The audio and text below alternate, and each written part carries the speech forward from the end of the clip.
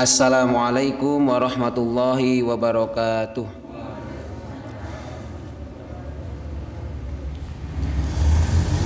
Innal hamdalillah nahmaduhu wa nasta'inuhu wa nastaghfiruh wa na'udzu billahi min sururi anfusina wa min sayyiati a'malina. May yahdihillahu fala mudhillalah wa may yudlil fala hadiyalah. Asyhadu an la ilaha illallah wahdahu la syarikalah wa asyhadu anna Muhammadan abduhu wa rasuluh. Allahumma sholli ala Muhammad wa ala ali Muhammad. Amma ba'd. Auzubillahi minasyaitonir rajim. Rabbis shrah li sadri wa yassir li amri wahlul 'uqdatam min lisani yafqahu qauli. Hadirin jamaah pengawasan kamar kajian malam Rabu Masjid Nurul Huda 19 rahimakumullah. Alhamdulillah Allah masih mencurahkan rahmatnya untuk para kita semua. Ini hari Selasa malam Rabu tanggal 23 Agustus tahun 2022, pertemuan ke-113. Shalawat dan salam semoga Allah tetap curahkan kepada junjungan kita Nabi Muhammad sallallahu alaihi wasallam. Hadirin rahimakumullah, minggu kemarin kita membahas mengenai bacaan sholawat dalam sholat. Di antaranya mengenai dalil-dalilnya atau rujukannya, kemudian mengapa ada Nabi Ibrahim dan keluarganya pada saat membaca sholawat dalam sholat.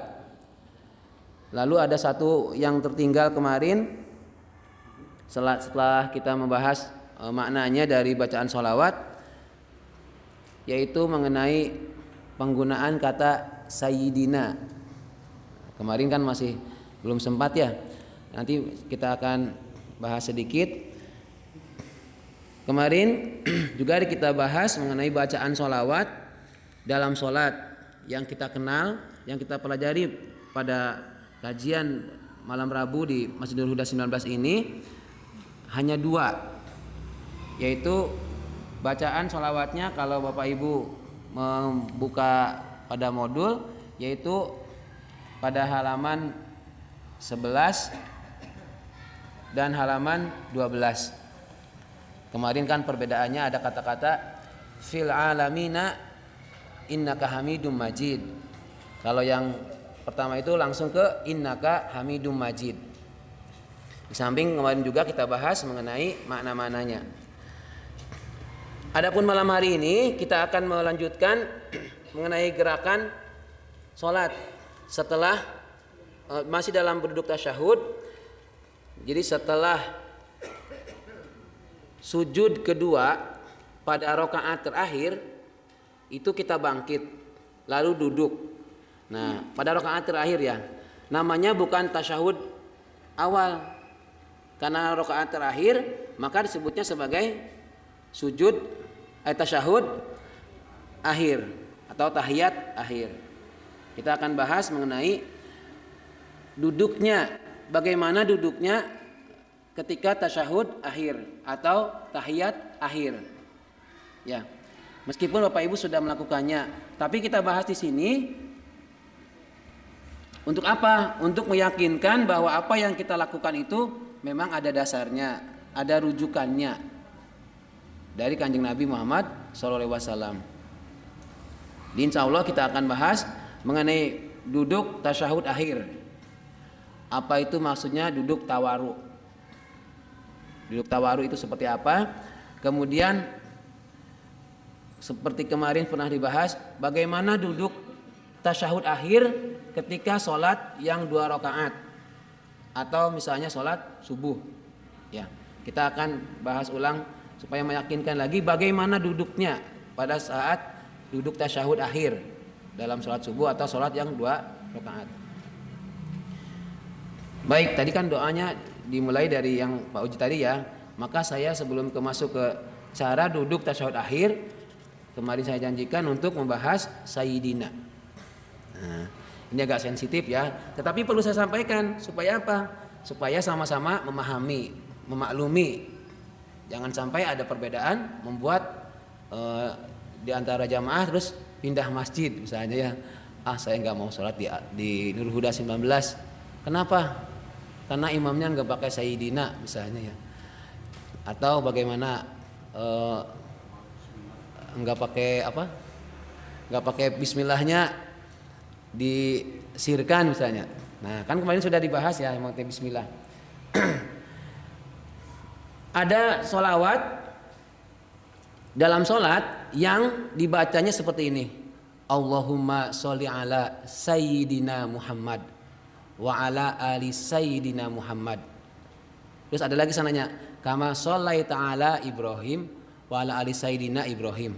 Kama sholaita ala Sayyidina Ibrahim wa ala ali Sayyidina Ibrahim. Ada kata-kata Sayyidina.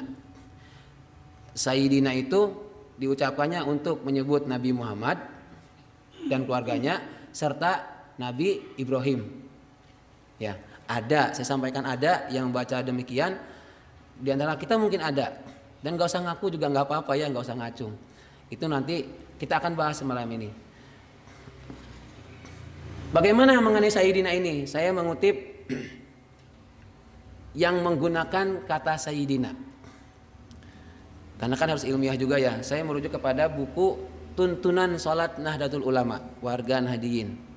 Di sana disebutkan bahwa penggunaan Sayyidina itu, Sayyidina dalam sholawat ketika sholat, mereka beralasan mempunyai dasar atau alasan, argumen. Yang pertama, bahwa ada hadis yang dijadikan sebagai hujah bolehnya membaca zikir dalam sholat selama zikir itu tidak bertentangan dengan tuntunan dari Nabi Muhammad SAW. Jadi mereka beranggapan ada hujah yang membolehkan membaca zikir selama tidak bertentangan dengan tuntunan dari Nabi Muhammad SAW.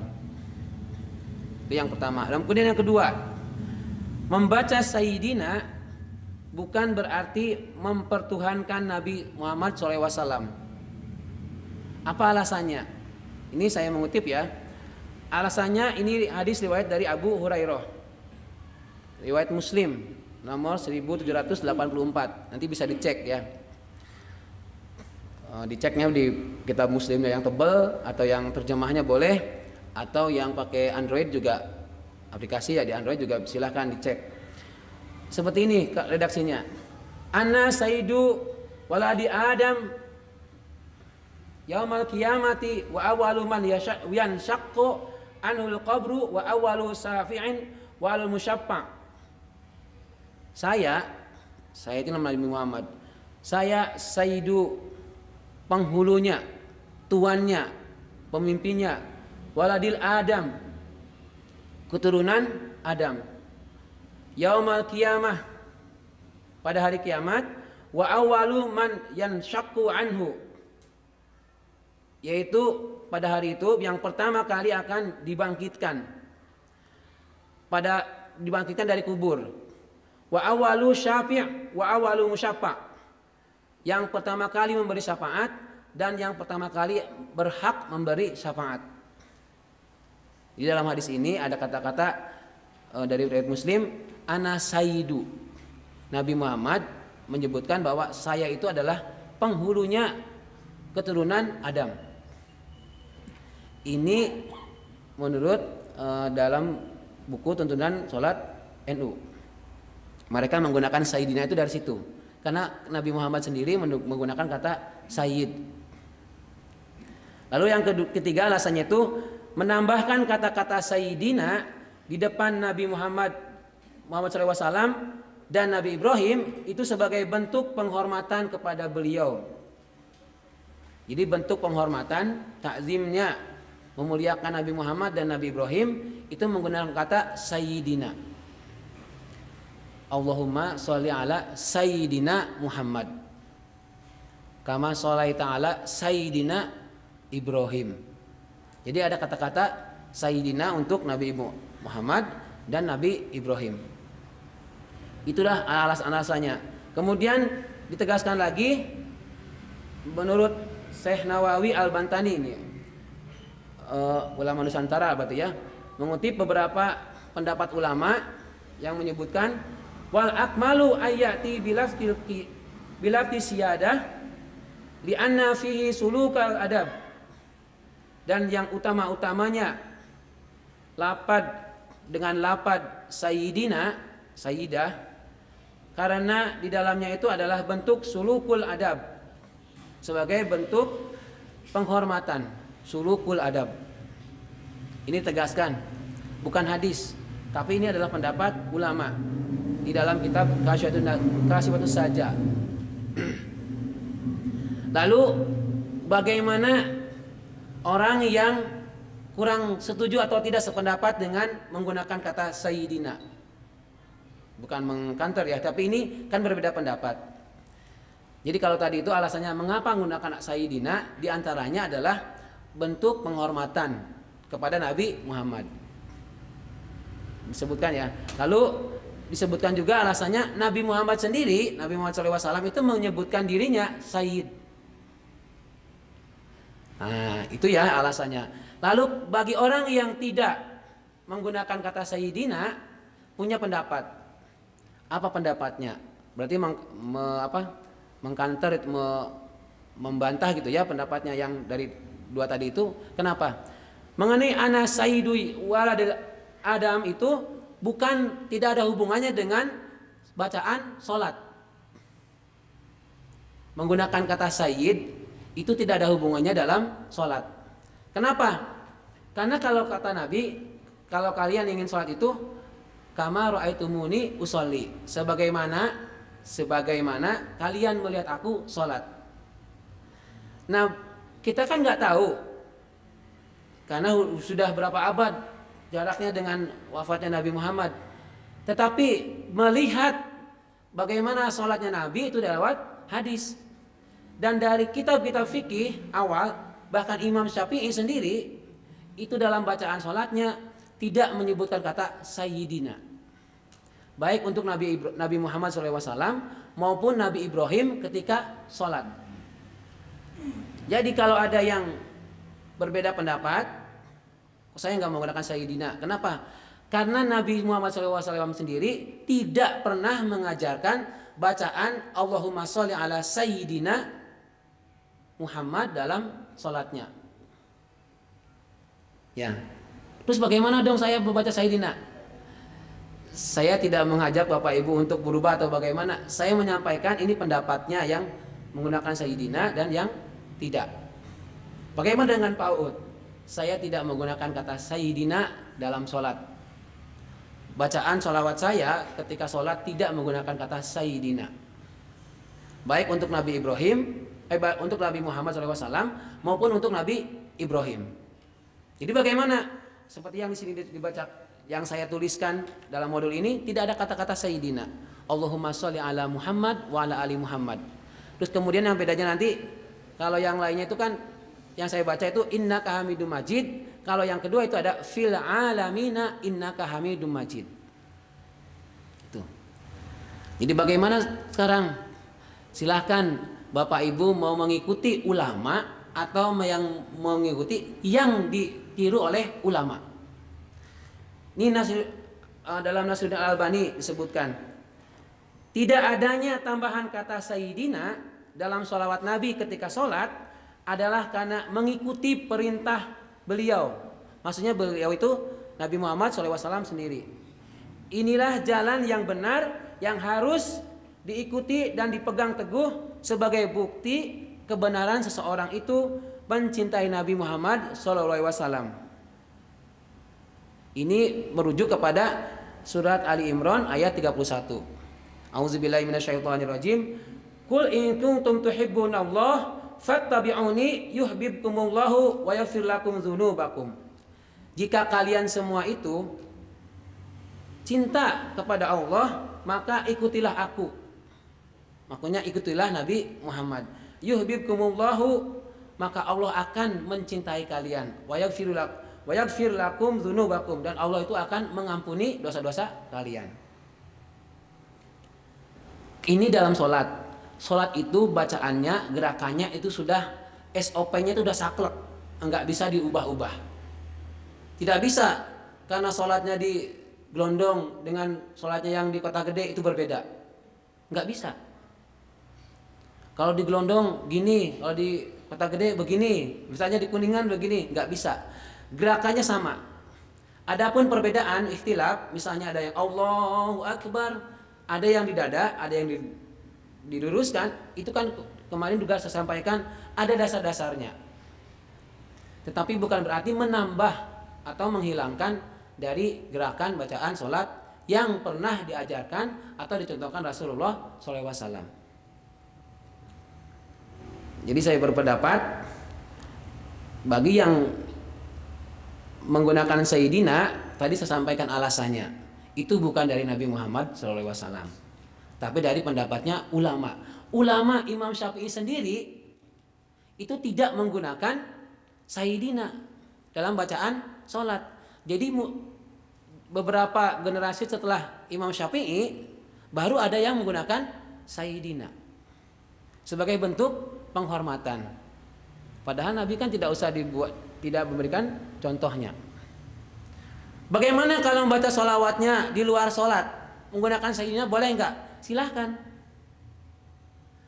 Suatu waktu juga saya misalnya kalau pas begini nih, bukan bacaan sholat, Allahumma sholli ala Sayyidina Muhammad, enggak apa-apa, karena itu adalah bentuk sholawatnya di luar bacaan sholat. Sholawat nariyah juga kan ada ya, ya silakan saja.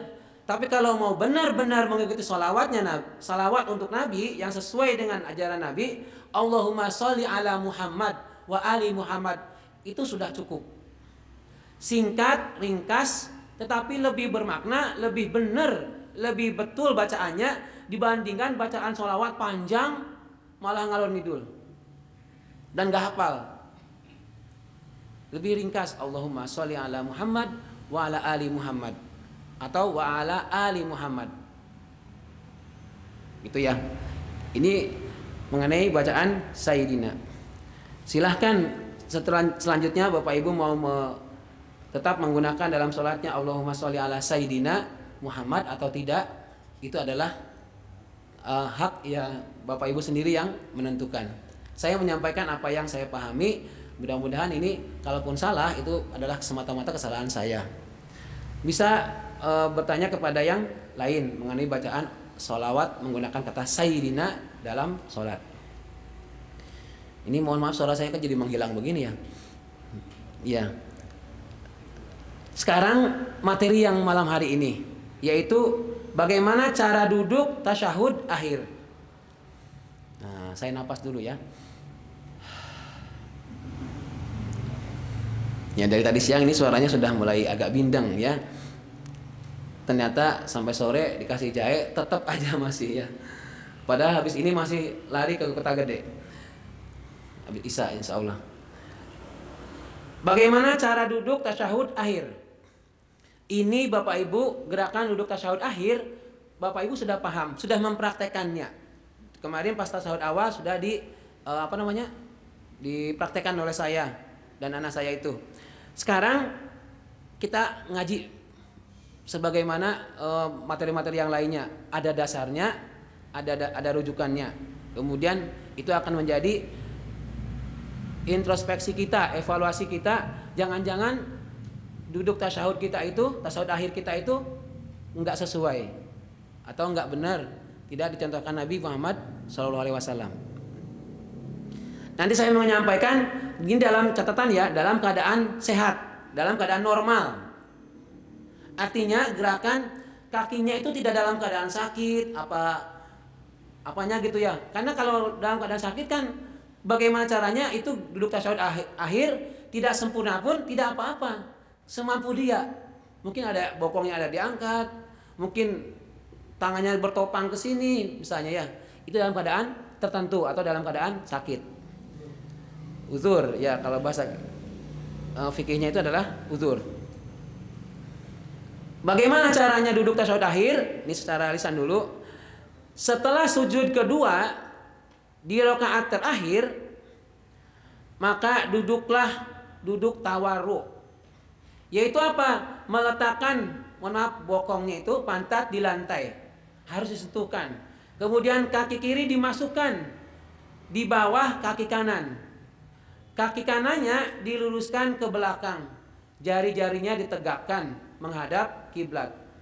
Lalu kedua tangan kiri di atas paha kiri, tangan kanan di atas paha kanan dengan telunjuk diacungkan. Atau si tangan itu pas lutut dipegang. Pas lututnya. Nah, saya merujuk kepada hadis yang kemarin disampaikan juga pada saat duduk tasyahud awal. Saya kutip yang ringkas di bagian pentingnya saja. Dari Abu Hamid As-Sa'adi. Wa idza jalasa fi raq'atil akhir qaddama rijlahul yusra wa nasabal ukhra wa qa'ada ala maq'adatihi. Dan apabila Nabi Muhammad SAW itu duduk, wa idza jalasa fi raq'atil akhir, pada rakaat terakhir. Ini rakaat terakhirnya enggak disebutin. Apakah rakaat kedua, apakah rakaat ketiga, apakah rakaat keempat. Pokoknya rakaat terakhir. Fi raq'atil akhirah qaddama rijlahul yusra, memajukan kaki kiri. Maka kaki kirinya dimajukan. Wa nasabal ukhra, kemudian menegakkan ukhra.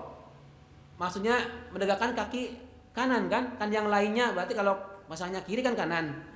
Wa qa'ada, kemudian Nabi Muhammad duduk ala maq'adatih, di atas tempat duduknya. Di sini. Lalu bagaimana kalau setelah itu gerakannya. Nah, ketika gerakan tasyahud akhir ini atau istilahnya tawaruk, ingat ya, si tangan kanan jari-jarinya ditegakkan. Saya kemarin menyampaikannya dari awal. Kemudian ada juga yang berpendapat begitu kata-kata asyhadu alla ilaha illallah baru diangkat. Itu silahkan. Diangkat asyhadu alla ilaha illallah. Atau dari awal ditunjuk boleh. Digerakkan, ada yang digerakkan gini pelan, digerak-gerakan. Tapi bukan kencang atau muter-muter. Yang dipahami yang pahami itu digerakkan, maksudnya dari awalnya begini langsung ditegakkan. Itu gerakan satu kali, bukan digerak-gerakan. Beda loh digerakkan dengan digerak-gerakan. Kalau digerak-gerakan berarti ada pengulangan. Kalau digerakkan satu kali aja. Ya begitu. Sekarang saya praktekkan. Ini yang pada rakaat akhir menurut hadis ini. Ya.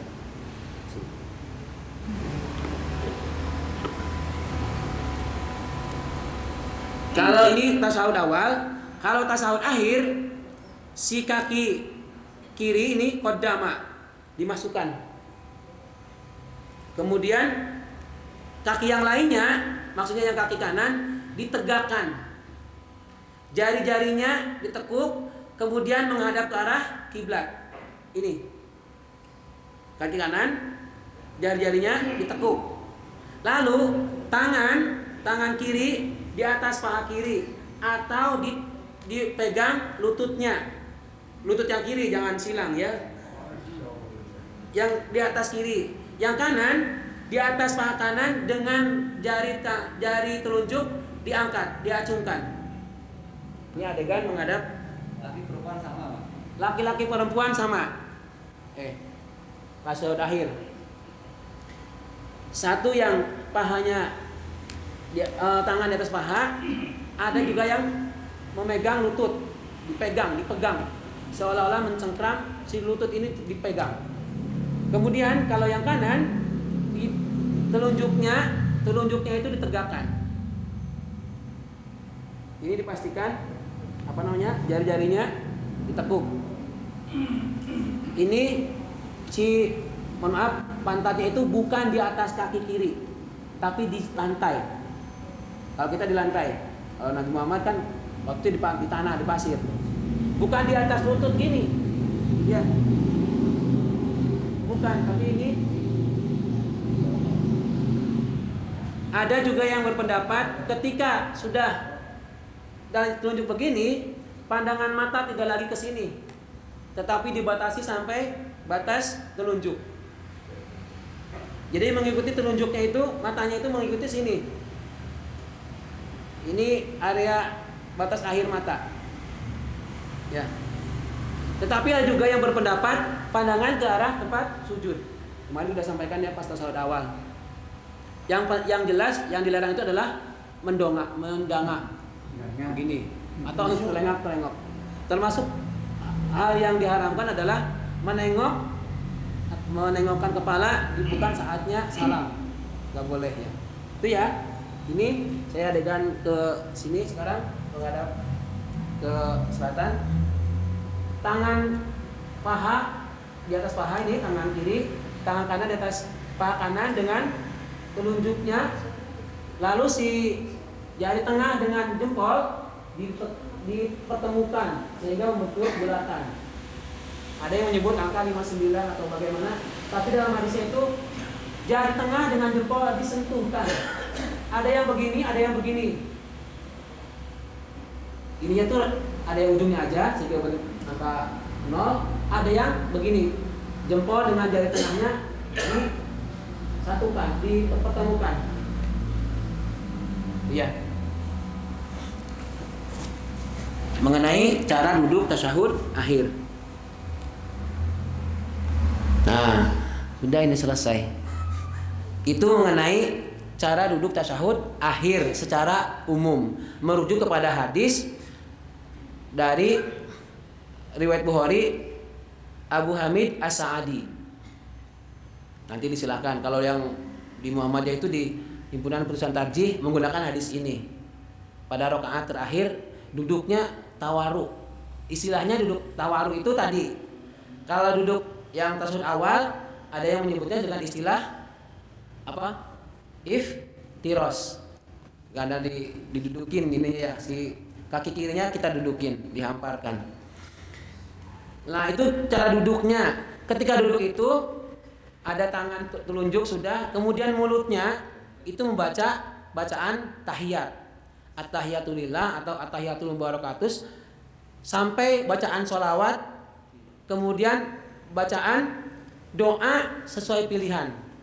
Doa perlindungan. Insya Allah minggu depan kita akan bahas doa sebelum salam yang 4 mohon perlindungan kepada Allah dalam sholat sebelum salam.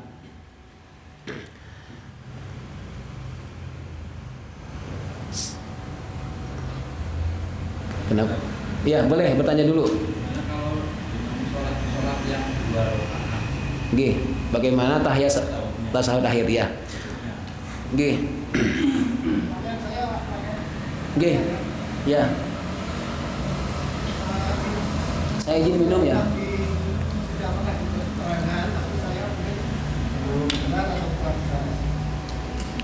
Apakah artinya Rabbana atina fid dunya hasanah wa qina adzaban hasanah? Ada yang menekankan Rabbana wa qina adzaban sampai 3 kali. Terus berikutnya, kalau sholat berjamaah, si imam selalu mengatakan luruskan shafku dan rapatkan.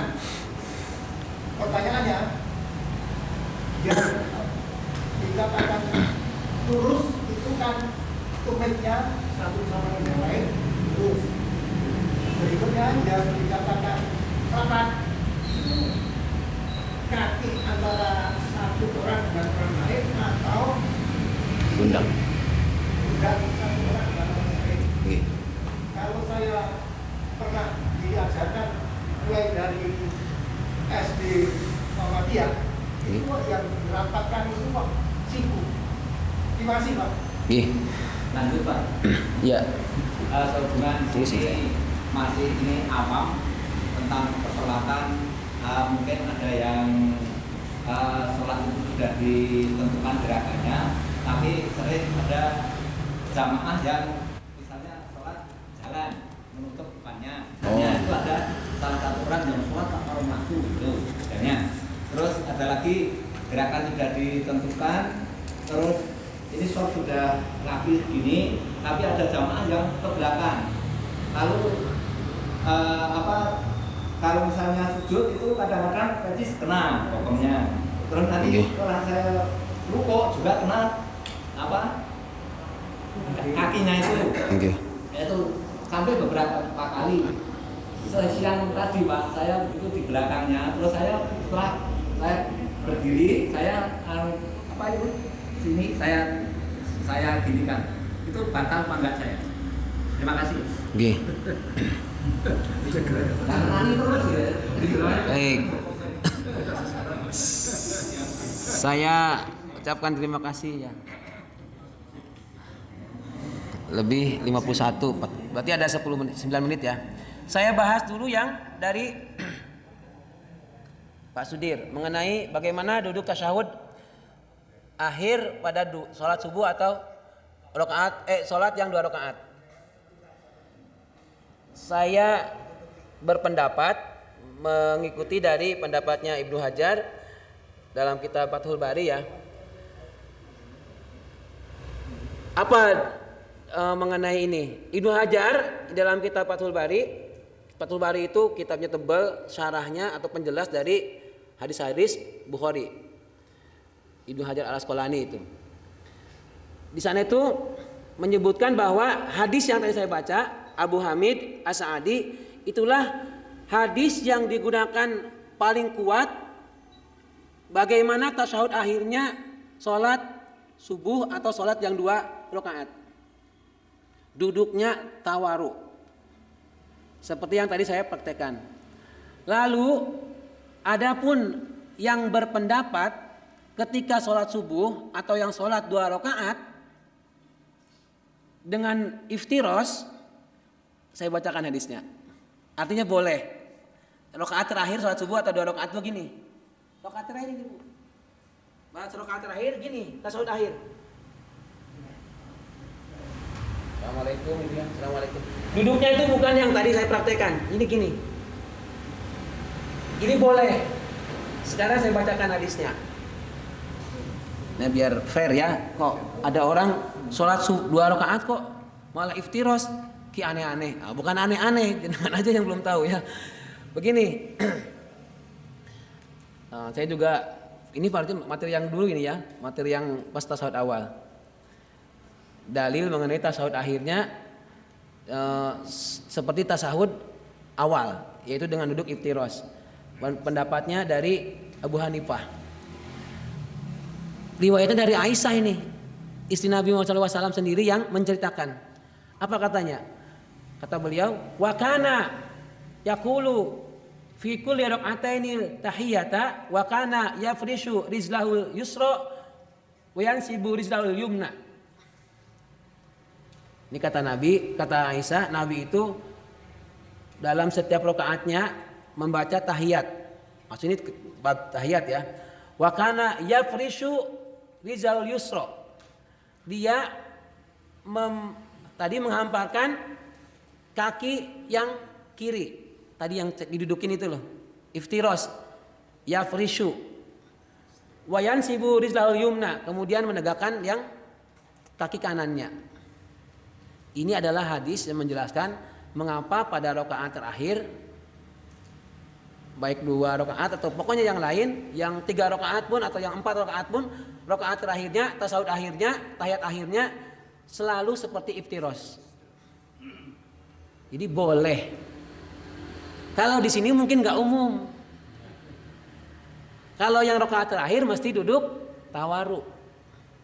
Di sini di Gelondong, mungkin Bapak Ibu juga melihat ya yang dari Al-Manar kan, kalau saya pas melihat qobliyah atau badiahnya itu duduk tasyahud akhirnya iftiros, tidak apa-apa karena merujuk dari riwayat Abu Hanifah dari Aisyah. Sahih juga hadisnya. Ini yang saya maksudkan tadi, ini perbedaannya tapi ada dasarnya, tidak menambah, tidak mengurangi. Memang ada dasarnya. Tidak kurang populer di lingkungan kita. Ya. Kita kan masih asing gitu. Nggih. Jadi asik. Kadang sudah lama tapi masih asing. Iya, bagi kita mungkin baru, padahal ini kan pada zaman Nabi sudah ada. Dari Abu Hanifah. Jadi situlah maknanya, keuntungannya atau hikmahnya kita ngaji ya bareng. Ya, Betul betul. kata Pak. Jangan fanatik dengan satu paham. Kalau saya sendiri itu cenderungnya ke Imam Syafi'i ya. Tapi ada juga orang saya nggak bermadhab. Lah kenapa? Kalau yang kira-kira gampang itu yang saya ambil. Nah itu malah nggak enak ya. Pengen enaknya aja gitu saja. Itu ya. Jadi dari Pak Sudir. Lalu bagaimana dengan bacaan Robbana? Robbana ini dalam ayat Al-Quran. Robbana itu ya Tuhan kami. Atina datangkanlah. Atina kepada kami. Robbana atina fid dunya di dunia hasanah kebaikan. Wafil akhirati dan di akhirat hasanah. Waqina dan lepaskan bebaskanlah kami azabannar. Waqina azabannar dari siksanya neraka. Lalu bagaimana apakah betul dibaca waqina azabannar sampai diucapkan 3 kali? Saya belum mendapatkan rujukannya. Tapi kalau Bapak Ibu membaca 100 kali 1000 kali pun enggak apa-apa. Sebagai bukti kesungguhan supaya kita itu pengen dijauhkan dari neraka. Tapi kalau pas sholat jangan ya. Ini karena dalam sholat itu kan ayat Al-Quran. Dibacanya setelah Al-Fatihah membaca itu silahkan. Tapi jangan Rabbana qalu Rabbana atina fid dunya hasanah wa fil akhirati hasanah wa qina azabannar wa qina azabannar wa qina azabannar. Jangan ya, karena enggak dicontohkan. Kalau harus berdoa habis sholat silahkan. Mau Rabbana atina fid dunya hasanah, Rabbana atina fid dunya hasanah. Istri saya itu uswatun hasanah Bapak Ibu. Nanti kalau misalnya ini ya, ada seorang yang punya istri namanya Hasanah, istri keduanya bukan Hasanah, nanti kan diprotes itu. Ini ayah ki kok Hasanah terus mentang-mentang yang muda misalnya gitu ya. Nah, itu siapa ini dari MZ ya kalau tidak salah ya. Jadi Rabbana atina fid dunya hasanah. Di sana itu di Mekah. Rabbana atina fid dunya hasanah. Ini istri yang pertamanya cemburu. Lah nama saya kok enggak disebut-sebut? Masa Rabbana atina Aisyah gitu kan enggak bisa. Fid dunya Aisyah gitu ya enggak bisa. Misalnya namanya Aisyah. Ini just kidding Bapak Ibu. Lalu bagaimana ketika rapat? Kemarin sudah disampaikan pas Pak Fatur Rahman ya mengenai sawu sufakum fa inna ta'ata subiming tamami shalah, kemudian Pak Dawam juga. Ini saya akan bahas secara khusus pas jamaah salat berjamaah. Adab salat berjamaah. Insyaallah ya Pak ya. Nah, Bapak Pak jenengan ikuti terus nanti insyaallah ketemu jawabannya ya. Biar kepo ya. Lalu dari Pak Kasiran juga, bagaimana kalau yang mau sholat terus maju? Nah itu, ini nanti sama, itu kaitannya dengan keadaan-keadaan tertentu di mana ada istilah sutrah. Sutrah ya, sutrah itu pembatas. Jadi jangan kamu sholat yang di tempat itu wirawiri orang. Maka apa? Si orang ini maju supaya menghindari wirawiri. Itu kalau jelas ada orang banyak. Tapi kalau misalnya gini, ini sepi nih, saya sholat di sini. Ini sudah nggak ada orang. Misalnya nih, sini dia keluar nih selesai. Udah saya maju ke sini. Itu nggak ada fungsinya. Kenapa? Karena sudah nggak ada orang. Kecuali kalau pas sholat di sini, ini tengah-tengah sini. Ini orang dari sini mau lewat mau ke sana keluar. Nah supaya ke sana boleh kita maju. Biar orang itu ke sini. Si orang itu tidak melewati orang yang kita yang sedang sholat. Ya. Jadi jangan sampai ada habis itu luput di sholat sunnah jalan sini. Kalau saya mending diem, karena itu kan sunnah. Itu pun dalam keadaan tertentu, nggak harus memaksakan harus mendekati tembok. Ngapain harus mendekati tembok? Wong jelas-jelas di sini masjid luas kok. Kecuali kalau memang itu tempat masih wirawiri orang, maka kita mepet ke tembok. Maksudnya apa? Supaya orang jangan melewati kita yang sedang sholat.